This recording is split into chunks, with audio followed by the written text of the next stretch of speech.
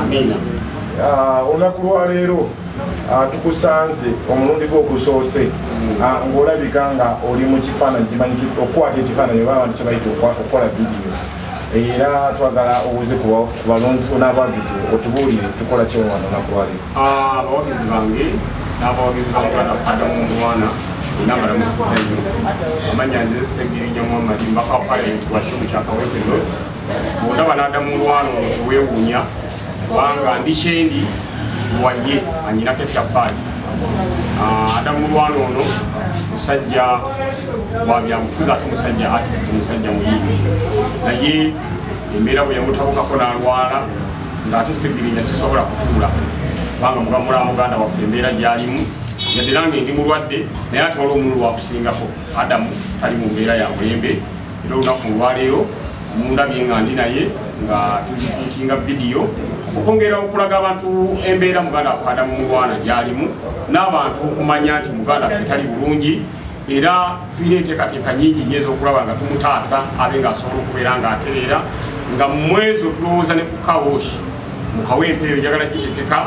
njagala kunoonya venue babe nga tusobola okuyamba muganda waffe ono ate ne mumakindi omuno namwe mumanyi nti budde bwonna mugenda namwe okukola enteekateeka tulabe nga muganda waffe ono tumugattako ettaffaali kubanga embeera gy'alimu si ya mulembe. Yali musajja anyirira, yali musajja asobola okweyimirizaawo, yali musajja asobola okubaako byakola naye niwumulaba kati amaziga gamukulukuta olw'embeera gy'alimu. N'olwekyo nganze omulwanirizi w'eddembe, nganze omusajja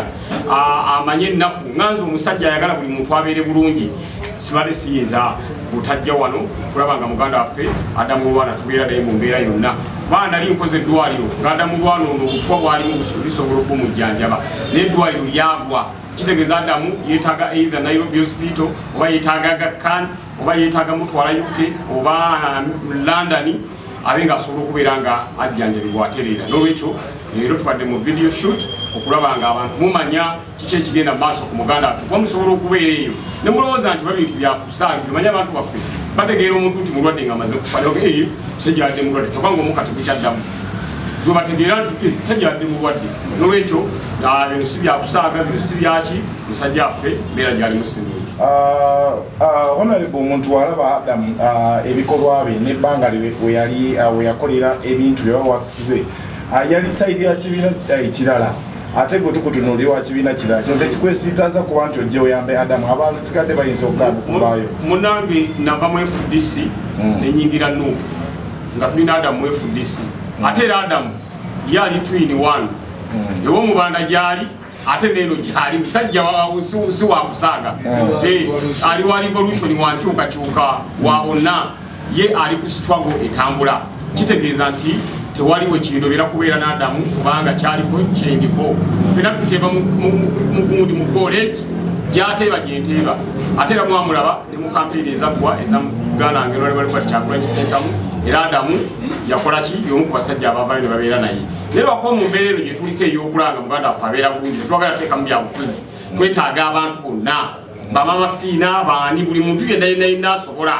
twagala ayambe kubanga oba otaasa obulamu tolina kutunuulira byabufuzi zeyo. Nakola eddwaliro wali mu Kawempe nali situnuulira byabufuzi oli walagira mu t-shirt ye naali nga tumujjanjaba ffe kitufa muntu kubeera mulamu. N'olwekyo n'ekyokutaasa Adamu tetwetaaga nti oba kya byabufuzi oba nti ngweri oba onaagwena twagala tutaasa obulamu then tulabe nga muganda waffe atereera. Wetutunuliramu entandiko eri etya ku Adamu bye yeetaaga biki by'oyinza okutunuza? Adamu yeetaaga ebintu bingi nnyo. Ekisooka yeetaaga ya tiketi okugenda jjanjabibwe, yeetaaga ssente ez'obujjanjabi zitulina okubeera nga tusooka tudipositingeko tukyalinda quotation ku malwaliro agamu ge twawandiikidde babe nga bagituwa beetaaga ku deposit ssente mmeka muganda waffe okusobola okutravoolinga because waba agenda mu America tuba tulina okusooka odipositingayo ki okudipositingayo ssente waba agenda UK era bwe kiri kozi Nairobi n'Aga Khan yo ne bw'otadipositingayo n'ogenda musobola okukikwasaganya agogo nga manyiiko bulungi naye gali amalwaliro amalala nti bw'odipositingayo then bakuweereza invitation kati invitation gyotwala ku embase ate okufuna ki okufuna visa. N'olwekyo yeetaaga ebintu bingi nnyo kati abantu tunatandika campaign eno ey'okusonda abantu ze banaakuŋŋaanya ng'era tubalaga accountability nga tubabuulira tutuuse wali paka muganda waffe bwe tunalabanga obulamu bwe tubutaasa. Baganda bange mbeegayiridde bali kiriwa Adamu nkya kiwa Ssegiirinya nganze era ngenda kuleeta ettaffaali eryegasa gye sisobola kwogera kati olw'embeera gy'omanyi embeera gy'omanyi kusajja akava mu nkobera gyetugatodde kinene bulala abantu ne batya kikyali kiri muto kikyali kiri muto naye nga nange nina okubaako kyentoola mugana nga Adamu ono because ndi kyendiwa Adamu bwe nali nzija kubwa kansala Adamu yajja nanyimbira ku bwereere mu kawempe nayimba ennyimba ku bwereere nga sirina kyakumuwa wabula nga musibuza jambo n'atambuza oluusi ebigero oluusi n'alinnya boda ne yeeyongerayo naye nga nnyimbidde era abalonzi ku bwa kansala ne banondo obwa kansala bwe bwatuusa ku bwemupi kyokala bwe nawulidde omulanga gwa Adamu nadde nnyina kudduka misinde ate si nze nzekka Adamu ataddeko abantu ttafaali abantu bangi abantu bali mu paliamenti awo Adamu mukama waffe Dr. Besigye Adamu yalwala oyinza okuba tomanyanga naye mutegeeza mukama waffe musadde wa Adamu yalwala toka kwa balabala olwo oluyimba lwakuba hiti nsi yonna Lord Mayor Elias Lukwago mukama wange musajjawo yalwala twetaaga buyambi musajja afaabire bulungi madamu Wili Kiza musajja wa Adamu yalwala twetaaga buyambi nandala mafaali musajjawo Adamu yalwala n'abakaba paliamenti bonna nze ngenda kuwasaganya abakaba paliamenti naddala ab'ekibiina kya NUP n'abeefudisa bamenyinako omukwano mwejuke Francis musajjawo Ssebo yalwala Adamu oyinza okuba obadde tomanyi naye kati tuyite wano omulengero mulabe bwafaanana yalina kiro Adamu yali aweza kiro 2 twepimanga naye kati alina 42 tugenza okuddamu omukuba alina 42 tusinganganako businganganya agenza okudda nga 5 gasigadde mu kkomera kiri 5 tugita kyakusaaga so omuganda affe embeera gyali musinungi yeetaaga buyambi yeetaaga kulabanga ajjanjabibwa mwanyinaze eyingulirivu linawe oli mulungi nnyo mu mobilization Adamu nange yalwala Nyanzula Dolini Adamu yalwala kuba wayinza okumonera ti balimanyi ngulusi nessimu Adamu zamubulako kakati kyekiseera bamanye kyomusajja tali mu mbeera nnungi honorable kino si kyekiseera nga mmwe abatuuse eddoboozi mu paalamenti y'eggwanga okulaba nga muteeseza bannabitone bano okuba nga tuva mu ngeri ya kawaashi ne babeerako ekyafaayo ye bafuna naddala okuva mu paalamenti kuba tulaba naddala NUP yekyasinza ababaka abalina ebitone abangi ekyo kituufu nnyo era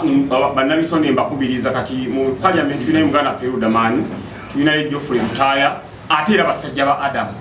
actually bwe mbadde nkuula ate abo mbadde obambeera midenti era onkoze bulungi nnyo kubanga bwe balina n'osooka okulembera olutabaalo bannabitone naye kati walina okubaawo enteekateeka ekolebwa kuba tubanga tulinayo Geoffrey Lutaya muganda waffe Honorable nga tulinayo ne Rudamani basobola okuteekawo enteekateeka ne tuleeta proposal ti munnabitone bw'abanga alwadde abeeko ennyambibwa gy'ayambibwanga mu paliamenti baye tafaali bannabitone baleeta ku ggwanga ddene ennyimba ze bayimba z'amakulu bayinamu message gye bateekamu eyamba enseeno lwaki bwe bafuna obuzibu ate oluusi tugenda mu kawashi kuba yebaawaawo immediate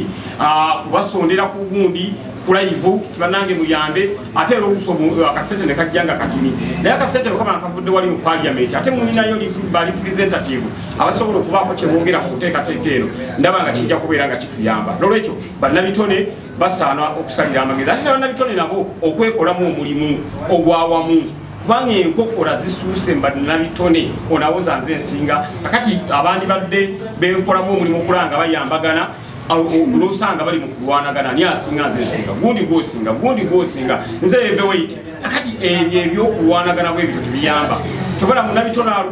oluusi afiirwa n'alwaza nga ne ssente ez'okumujjanjaba bambi tewali ate nga naye oluusi talina kubanga akasente kafuna ebikatwala bingi bannabitone akasente ako kebafuna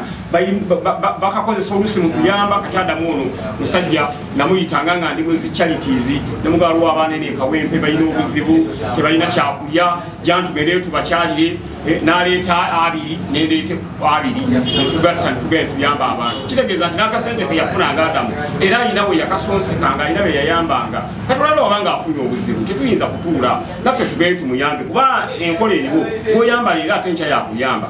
Adamu abadde ayamba naye kati takyasobola kati ffe tulina okumuyamba yembeera mwe tutambulira ensonga lwaki nnyamba nnyo abantu bagaa Ssegiirinya oba mugagga siri mugagga kubanga okuyamba si bugagga okuyamba guba mutima abagagga bangi tebayamba ate abaavu bangi nga bayamba naye abantu balina okukitegeera nti gwoyamba leero enkya yakuyamba n'olwekyo Adamu tetuyinza kutuula ng'ali mu mbeera ey'okubonaabona n'olwekyo baganda waffe Geoffrey Lutaya Honorable muganda waffe Rudamani muganange Kayemba Solo bwe kiba kyetaagisa kukola show tugiteeko ba ku Freedom City nga yakuyamba Adamu nakyo kikola tuga nti bannange toka kwa balabala musajja ffe tumunoonyeze enteekateeka ey'okumujjanjaba tumunoonyeze ssente ez'okumutwala oba yindi yajjanjabwe ne bwe tugiteeka wali ku gundi ne tugiteeka wali ku papaazi nawe wakola oba akamwesi wali ewange nawe wakola tulabe nga muganda ffe tusobola okumunoonyeza akasente mbegayiridde bannange tuleme kubeera kutuuka luna ku lundi kale omusajja singa twamuyamba singa twakola bwe tuti singa oyo gwe twagala okugjawo kyobala Ssegiirinya nange sinaba kutereera naye ate Adamu embeera gy'alimu ate embi esinga ku yange kati munno embeera bwe bekusingako ate muyambe naye ng'abeera mu mbeera ennungi n'olwekyo Adamu nja kuyimirira naye mu mbeera yonna ne bwe kiba kyetaaga mutwala ku paliyamenti wali buli mubaka tumutegeeze nti Adamu waffe mulwadde tugenda kugendayo mutwale buli mubaka nti ono ye Adam Mulwana twetaaga buyambi ono ye Adam Mulwana twetaaga buyambi ono ye Adam Mulwana ngenda mutambuza nga bw'onootunda enseenene mu kibuga enseenene nswa menvu bwe ngenda okukola Ssegiirinya ne mu kibuga omwo ojja muyisaamu omunaku waliwo paaka era nsaba poliisi nti muganda tetuli byabufuzi tuli mu kusondera muganda waffe saagala mutwale misinde ochola nkusabidde wano muganda wange nti budde bonna nja kuyisa Adam Mulwana mu kibuga omwo nga ngenda nsonda ssente ez'okumujjanjaba nti bane muyamba Adam Mulwana ng'abatunda amenvu bagenda bayimba bizinesi ezaabwe ng'abatunda enswa bagenda bayimba enswa zaabwe ne muganda ffe tugenda okukola kuba twagala taasa bulamu bwe tunaatula obutuuzi mbabuulira mazima obulamu bwa Adam Mulwana bujja tugendako ate tutandike kale singa twakola kino bantu banyumirwa nnyo okuwa amabugo okusinga ate okutaasa obulamu oba lwaki muntu ayagala nnyo awo amabugo ne bwe muganda tutaasa obulamu aye takkiriza olwekyo